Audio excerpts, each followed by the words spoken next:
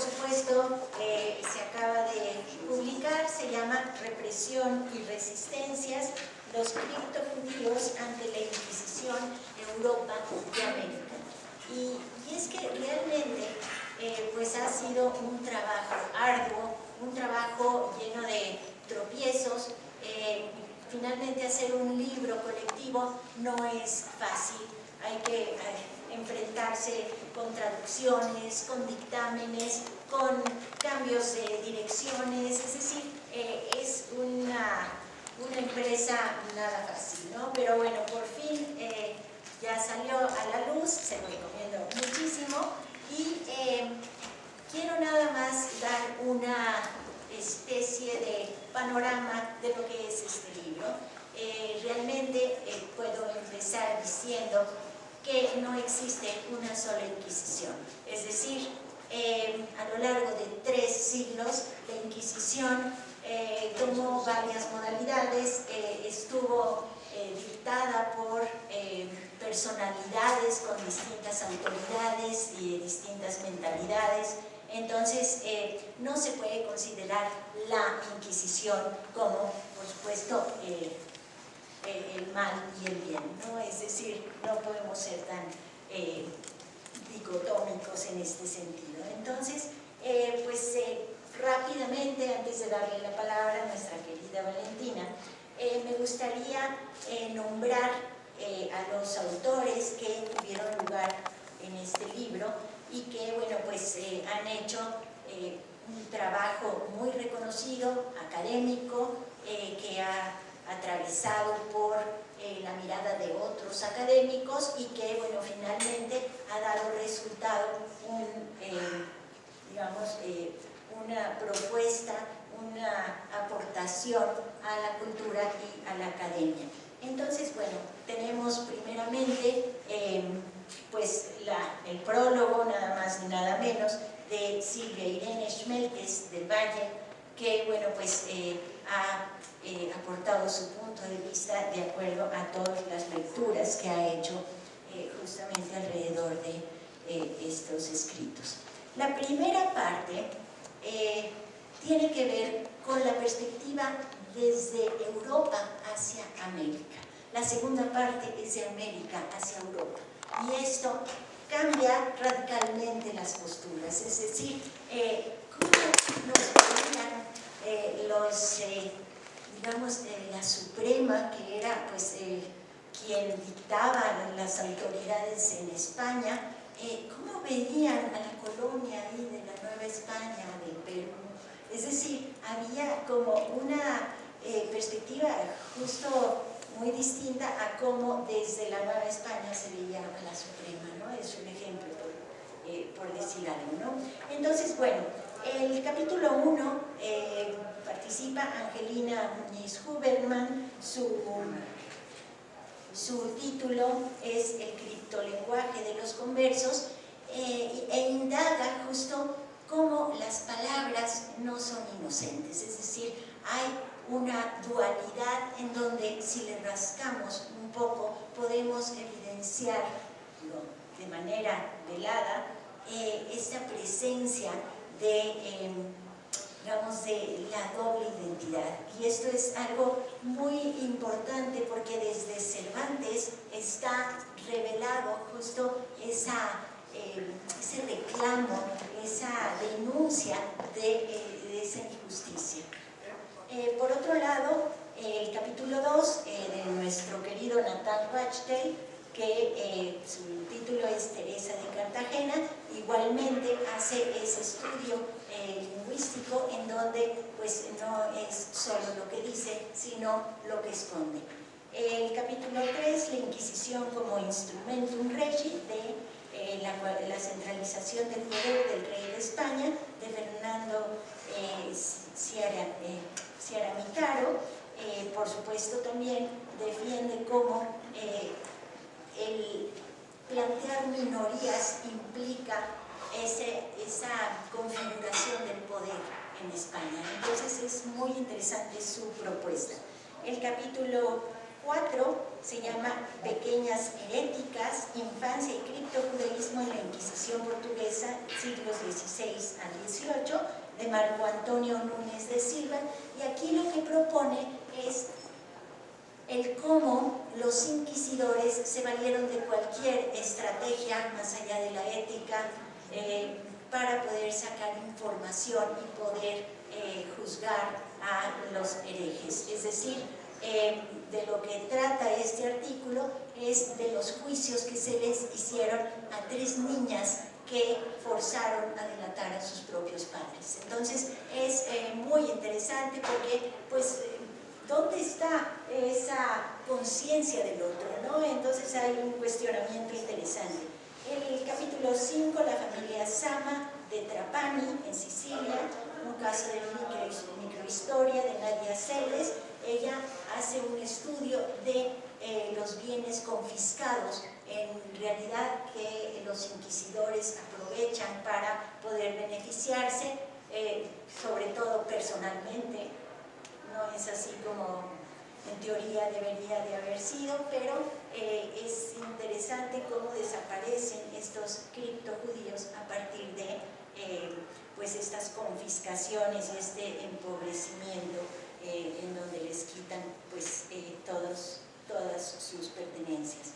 El capítulo 6, apellidos criptojudíos, el caso de las familias de la caballería y Arias Dávila, de Alejandro Rubinstein. Él también hace un estudio de árboles genealógicos en donde justifica pues, los cambios de apellidos para la protección misma de estos criptojudíos que en la misma familia podían ser 3 o 4 apellidos distintos y bueno, pues no se puede realmente seguir la línea genealógica muy propiamente o de manera segura.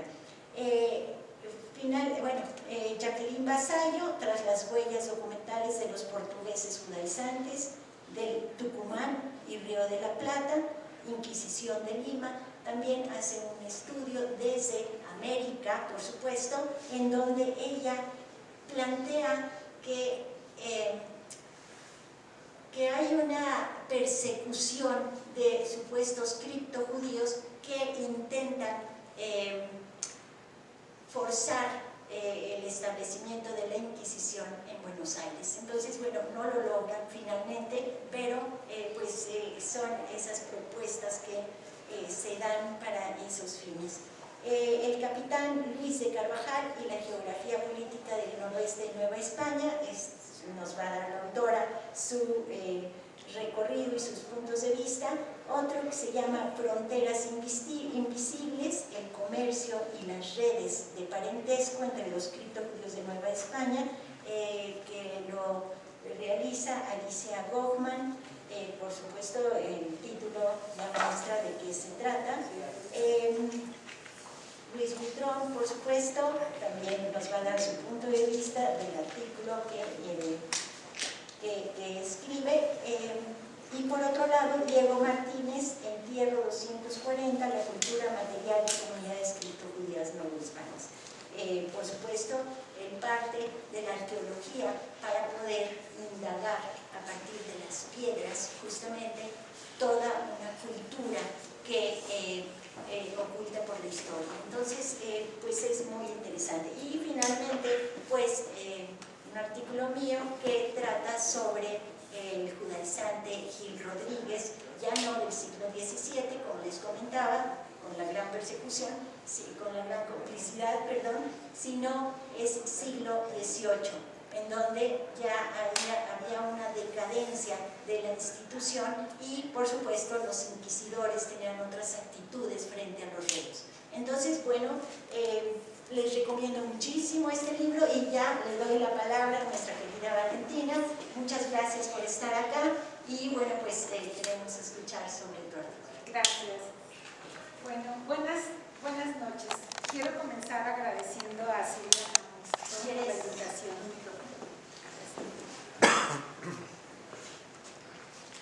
Como les decía, buenas noches. Quiero agradecer a Silvia Jamoncito por la invitación y sobre todo por la coordinación de este libro y de este encuentro.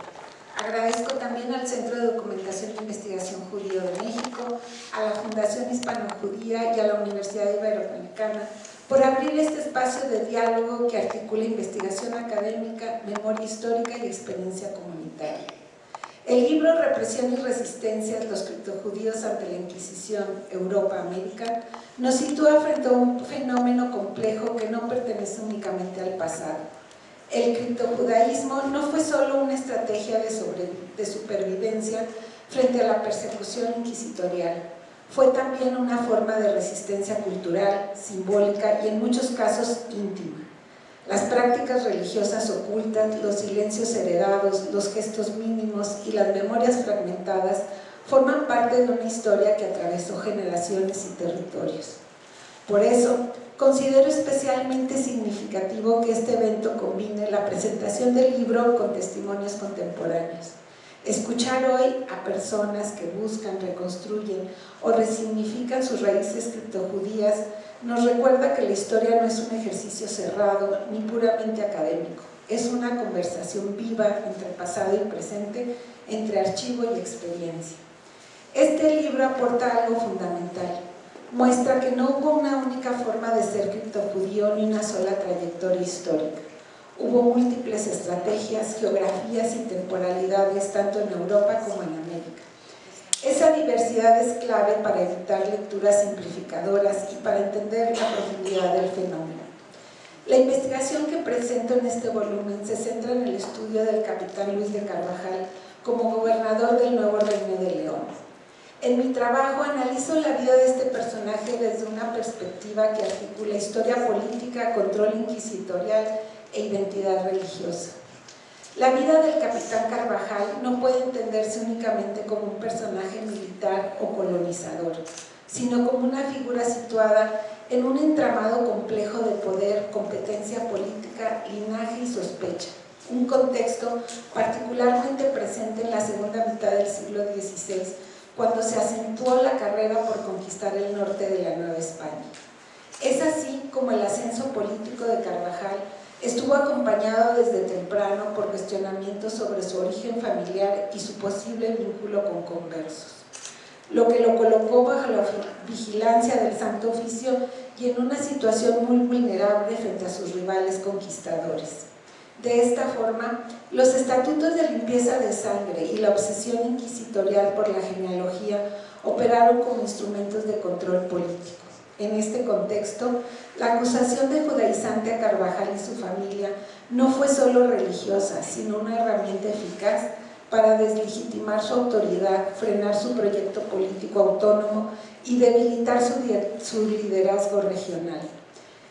En la investigación subrayé que el proceso contra Carvajal y su familia ilustra una dinámica clave. La Inquisición actuó como brazo del Estado colonial al ser un mecanismo centralizador capaz de intervenir en regiones alejadas del centro virreinal, como lo fue el noreste novohispano, cuando los intereses estratégicos, políticos y económicos lo exigían. La caída de Carvajal no fue un hecho aislado, sino parte de una estrategia más amplia de control imperial y centralización del poder. Otro aspecto fundamental es el impacto familiar y generacional de la persecución. El proceso contra Carvajal y su familia no solo derivó en la caída del gobernador, sino que dejó marcas profundas en sus descendientes y allegados. La estigmatización, los procesos judiciales y las condenas marcaron de manera profunda a sus descendientes, convirtiendo la memoria del linaje en silencios, fragmentación y trauma que condicionó la transmisión de la identidad. El caso de Carvajal permite comprender cómo la represión del Estado colonial a través de la Inquisición no solo castigó creencias, sino que modeló trayectorias históricas, destruyó proyectos políticos y configuró identidades bajo sospecha, dejando huellas duraderas en la memoria social del noreste novohispano. Su estudio aporta una lectura crítica que vincula religión, poder y genealogía, ampliando la comprensión del criptojudaísmo más allá del ámbito estrictamente religioso. Aquí me permito hacer una pausa para mostrarles algunas imágenes que son muy comunes ver en el internet. Esta imagen que ya también Raúl Flores nos ha mostrado Es una escultura icónica del personaje Luis de Carvajal. Se hizo en 1982 por el escultor Mario Fuentes de la Garza, tamaulipeco, y fue para conmemorar pues, la presencia de 400 años y un poco más de algunos personajes importantes, y entre ellos Luis de Carvajal. Y bueno, se dice que la obra, digamos, representa a un hombre montando a caballo en una postura triste y decaída, rememorando pues la caída de él como gobernador. Yo la verdad que prefiero verlo más bien como un hombre pensativo y reflexivo, ¿no? Él está en un lugar, yo pienso, muy privilegiado en el Valle de Monterrey.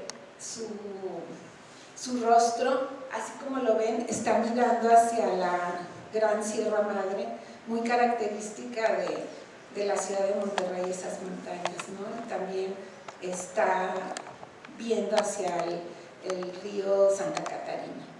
Y bueno, así es, digamos, como vemos ahora que los pobladores del noreste hemos querido imaginar a esta figura, ¿no?, de Carvajal. También cuando uno va al internet, es muy fácilmente uno da con esta bonita imagen, esta hermosa pintura, pero para, digamos, tratar de imaginar a estos conquistadores. Sin embargo, pues es una figura, es como un comodín visual que en realidad no pertenece a ninguno de los conquistadores del noreste, mucho menos de Luis de Carvajal. Su autor es el Greco, es una obra de arte universal, y se titula El caballero de la mano en el pecho, ¿no?, pintada aproximadamente en 1580, pero digamos que los pobladores del noreste gustan de imaginar el rostro de Carvajal así. Sin embargo, yo creo que hay otras formas de verlo, y para mí es muy importante su caligrafía. Estas son las firmas de Luis de Carvajal, que quiero decir no es fácil, a pesar de que hay mucha documentación alrededor de la figura de Luis de Carvajal.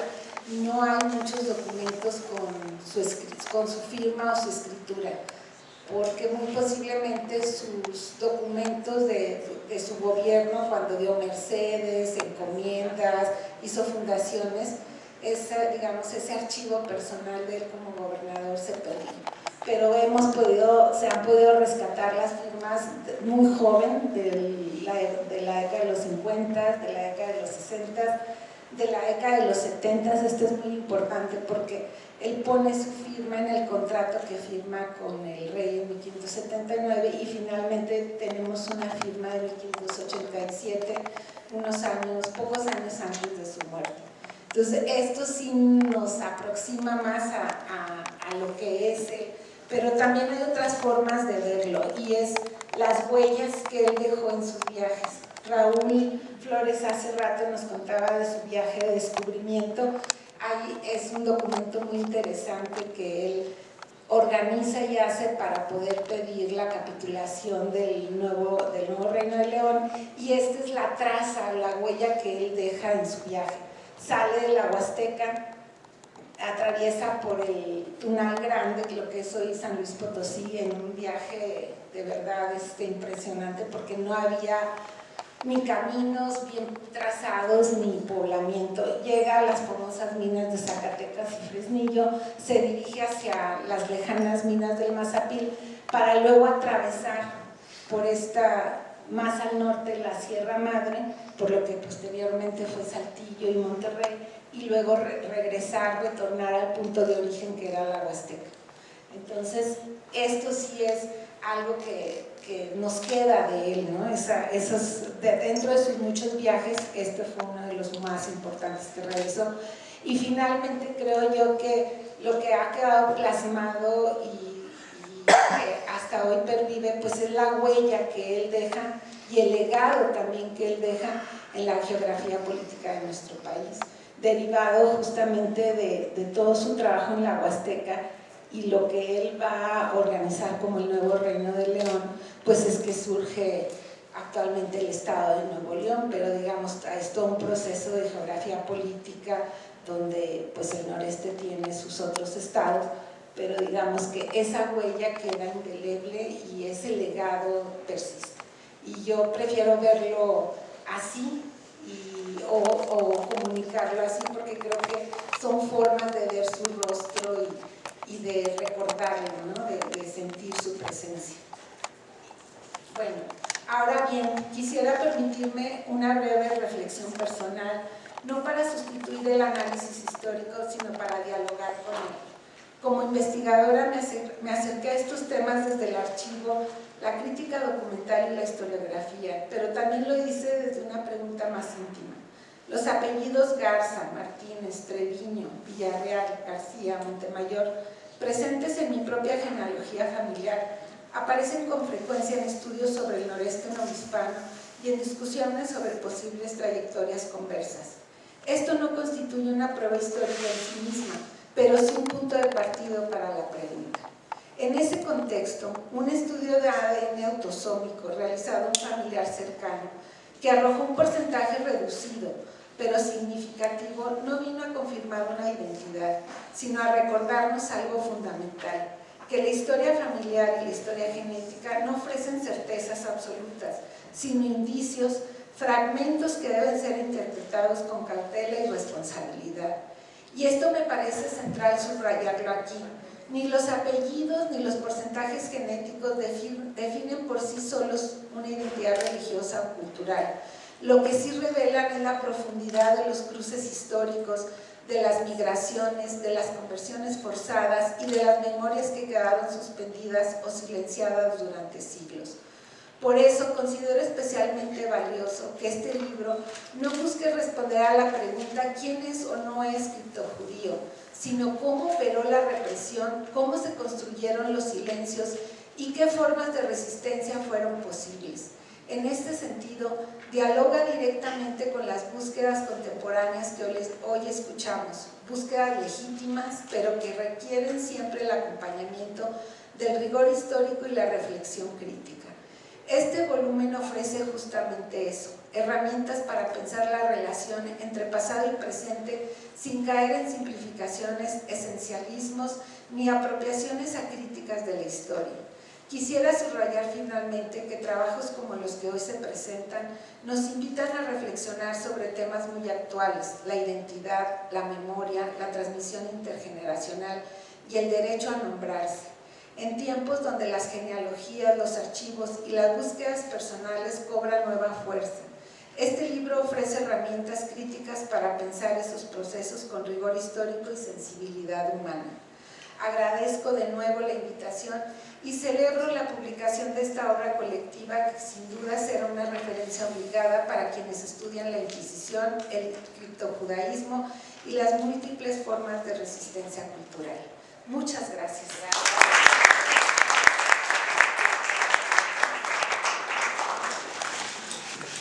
Bueno, pues me tengo que retirar por las cuestiones del tiempo, pero antes de retirarme, compren el libro. De verdad, el trabajo que se hace desde los investigadores, los diferentes estudios, les van a dar una formación muy importante en este tema. Es un tema difícil, pero es un tema que en conjunto académicamente, institucionalmente lo hemos logrado. Y aplaudo los ejercicios de la difusión de la fundación, aplaudo todo lo que se utiliza y se hace en este momento. Y algo importante para mí, desde el muy terreno personal, nos interesa un montón de dónde venimos. Y por eso seguimos valorando lo que pasó hace 500, 400 años. Creo que es una parte muy importante de reflexión que nos sigue pesando lo que traemos, lo que cargamos. Nosotros le llamamos apellido, ¿no? Es algo muy básico, pero puede tener algo con mucha, mucha historia. Pues me despido y muchísimas gracias.